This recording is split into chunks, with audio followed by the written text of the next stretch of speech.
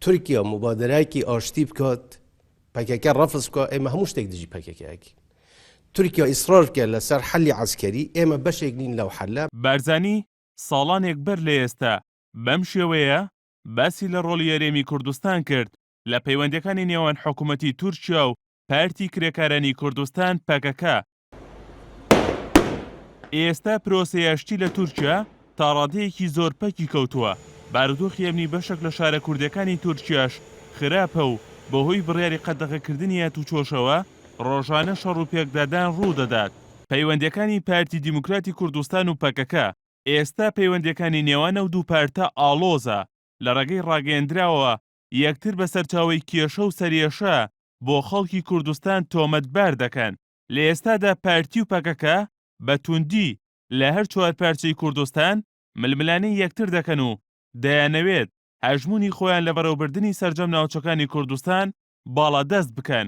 ئیشکردنی پارتی کرێکارانی کوردستان لەگەڵ هەموو ڕێزم هەرێمی کوردستانی عێراق نییە، تورکیایە، کەواتە بە تەئکید وجودیان لە هەرێمی کوردستان میوانن. پارتی دیموکراتی کوردستان هێزی یەکەمی باشووری کوردستانە. پەکەکە هەرچەندە چەند پارتێکی لە هەرێمی کوردستاندا و گوزارش لە سیاسەتی پەکەکە دەکەن لە هەرێم، بەڵام پەکەکە بە ئاسانی ناتوانێت ململانەی حزبی یەکەمی هەرێمی کوردستان بکات کە پارتیە. هەموو باشوور تەڤ خوا بکە، ئەم بۆ وێ کار دکن، ئەم بۆ وێ تێکوشینە دکن، داخوازیە مە ئەوە. پەکەکە حزبی یەکەمی کوردی باکووری کوردستانە. ئاوشێوەی هەرێمی کوردستان پارتی هەوڵ دەدات ڕۆڵی هەبێت لە باکووری کوردستان، بەڵام بەهۆی باڵادەستی هێزی پەکەکە و بوونی پارتی دیموکراتی گەلان هەدەپە کە ڕاستەوخۆ گوزارش لە سیاسەتەکانی پەکەکە دەکات، پارتی ناتوانێت بە ئاسانی ڕکابەرایەتی پەکەکە بکات. تەخمین دکرد گوێل جیهێکی ژیجیها داعشێ بخواز بە ئێریش بکە. لە ڕۆژاوای کوردستانیش پاش سەرهەڵدانی خۆپشاندانەکان دژی ڕژێمی بەشار ئەسەد و هاتنەکایی شەڕی داعش لە ڕۆژاوای کوردستان بە تەواوی ململانەکانی نێوان پارتی و پەکەکە دەرکەوت لەسەر شێوازی بەڕێوەبردن. پێدا حزبی یەکەم لە ڕۆژاوای کوردستان یەکینەکانی پاراستنی گەلیە پەکە کە باڵی سەربازی و حزبەیە وە خۆیان دەڵێن دەسەڵاتی تەواویانەیە لەو ناوچەیەدا.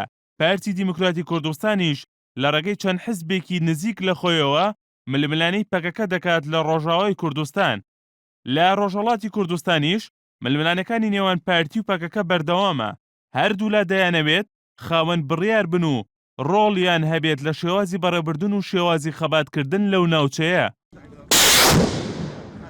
قەزای شەنگال پێدەچێت پەیوەندیەکانی نێوانە و دوو حزبە بخاتە قۆناغێکی پڕ ئاڵۆزەوە و کێشەکانیان زیاتر بێت لەوەی کە ئێستا لە نێوانە و دوو حزبەدا هەیە، چونکە ئێستا پەکەکە هێزیە لە شەنگال و چەند شوێنێکی قەزاکەی بەدەستەوەیە.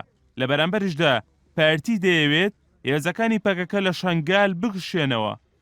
دوایین ڕووداویشکەیەندەی دیکە پەیوەندیەکانی پارتی و پەکەکەی ئاڵۆزتر کرد هاتنی هێزەکەی تورکیا بوو بۆ سنووری پارێزگای نینەوە و دواتر کشانەوەی بەشێکی بۆ هەرێمی کوردستان.